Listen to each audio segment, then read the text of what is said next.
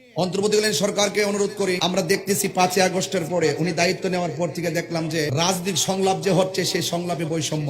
আহলুস সুন্নাত ওয়াল জামাতের কোন প্রতিনিধিদেরকে সংলাপে ডাকা হচ্ছে না। যদি এইভাবে দিন চলতে থাকে আপনার চেয়ারে কিন্তু ভূমিকম্প শুরু হবে। সুন্নি জামাতের বাগের থাবা কিন্তু আপনারা দেখেন নাই, সুন্নি জামাতের গর্জন কিন্তু এখনো কেউ দেখে নাই। আমি কি বোঝাতে পেরেছি? এজন্য অন্তর্বর্তীকালীন সরকারকে বলবো, রাজনৈতিক সংলাপ নিয়ে আপনি যে বৈষম্য সৃষ্টি করে কথা বলছেন সেটা আমরা মানি না।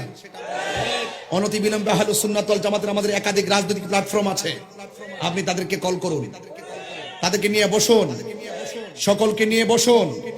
যদি এখন এই বৈষম্য দেশে থাকে, ওয়াজ মাহফিল করতে গেলে যদি আমরা করতে না পারি, আরেকজনে ওয়াজ করে, তাহলে এই বৈষম্য তো যদি থাকে, এই বৈষম্য যারা সৃষ্টি করবে তাদের বিরুদ্ধে আবার আন্দোলন হবে। কথা বলেন ঠিক কিনা? আসসালামু আলাইকুম রাহমাতুল্লাহ। আমরা সকলে অবগত আছি তাহিরের বিরুদ্ধে মিথ্যা মামলা দেওয়া হয়েছে। সকলের প্রশ্নের জোর উঠেছে, কেন তাহিরের বিরুদ্ধে মিথ্যা মামলা দেওয়া হয়েছে? কারণ মাজার ভাঙচুর, মসজিদ লুটপাট, মসজিদে আগুন দেওয়া হয়েছে, মসজিদে গরু ছাগল চুরি করা হয়েছে, এইগুলোর বিরুদ্ধে কোনো মামলা হয়নি। তাহলে কেন তাহিরের বিরুদ্ধে মামলা হয়েছে? হ্যাঁ, তাহলে কি এই জন্য তাহিরের বিরুদ্ধে মামলা হয়েছে? পূর্বে কিছু ডক্টর ইউনূস কথা বলেছেন রাসূল পাক সাল্লাল্লাহু আলাইহি ওয়াসাল্লামকে নিয়ে এবং মা খাদিজা রাদিয়াল্লাহু তাআলা আনহাকে নিয়ে কিছু কটূক্তিমূলক মস্করামূলক কথা বলেছেন। এ ব্যাপারে তাহিরি বক্তব্য দিয়েছেন এই কথাগুলো প্রত্যাহার করার জন্য ডক্টর ইউনূসকে।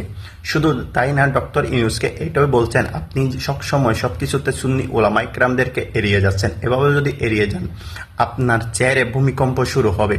তার মানে কি এই জন্য কি তার বিরুদ্ধে কি মামলা দেওয়া হয়েছে? এই জন্য কি তাকে গুম করতে চান? এটাই সুন্নি জনতা এবং এটাই জনগণ জানতে চান। আর না হয় তাহিরের বিরুদ্ধে মিথ্যা মামলা কেন হবে? আর যদি তাই হয়ে থাকে, সত্য কথা বলার কারণে তাহিরের বিরুদ্ধে যদি মামলা হয়ে থাকে, তাহলে এটাই আপনারা জেনে রাখুন, এক জিহাদিকে আটকিয়ে পুরো রাস্তাঘাট ব্লক হয়ে গেছে। আর এটাই তো তাহিরি বাংলাদেশ ব্লক হয়ে যাবে। তাই বলছি, বাংলাদেশ ব্লক হওয়ার আগে অতি শীঘ্রই তাহিরির মামলা প্রত্যাহার করুন, অতি শীঘ্রই তাহিরির মামলা প্রত্যাহার করুন। আর সকল সুন্নি ভাইদেরকে আমি বলতে চাই, যে যেখানে আছেন প্রত্যেকের অবস্থান থেকে প্রতিবাদ তুলুন। অতি শীঘ্রই তাহিরের এই মামলা প্রত্যাহার করতে হবে, এই মিথ্যা মামলা প্রত্যাহার করতে হবে। আমরা জোর দাবি জানাচ্ছি সুন্নি ভাই। অনুরোধ করব, আমাদেরকে শান্তিপ্রিয় আন্দোলন করতে দেন। আর যদি এখানে বাধা দেওয়া হয়, তাহলে আমরা এই রাজপথ বন্ধ করবো না, শুধু চট্টগ্রাম থেকে পুরো দেশকে আমরা বন্ধ করে দিতে বাধ্য হব।